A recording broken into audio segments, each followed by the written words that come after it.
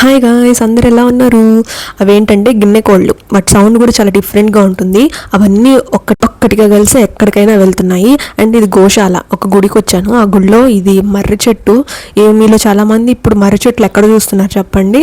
ఈ గుడిలో మాత్రం అన్ని ఓల్డ్వి ఉంటాయన్నమాట. సో మర్రి చెట్టు కిందనే గోశాల. గోవులన్నిటిని కట్టేస్తున్నారు. అక్కడ బుజ్జి, ఆవు, దూడ కూడా ఉన్నాయి. ఇంకొక ఆవు వచ్చేసి అది 2 days అయిందంట డెలివరీ అయ్యి. అది కూడా చూపిస్తాను మీకు. ఇవన్నీ ఎంత ప్రశాంతంగా ఇక్కడ ఉన్నాయంటే కృష్ణుడు కూడా అక్కడే ఉన్నాడు. గోశాల పక్కనే కృష్ణుడు ఆలయం కూడా ఉంది.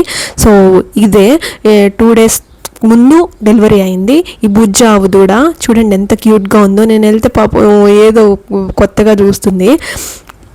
కాసేపు అలా అంతా ఆడుకొని దాన్ని అలా మచ్చిక చేస్తూ ఉన్నాను. ఇంకా వాళ్ళమ్మ అక్కడి నుంచి అరుస్తూ ఉంది. 2 వేరువేరుగా ఉన్నాయి కానీ వాళ్ళమ్మకి అర్థమైపోయింది నేను దూడ దగ్గరికి వచ్చేసానని. అరుస్తూ ఉంది. ఇంక నేను వచ్చేసా.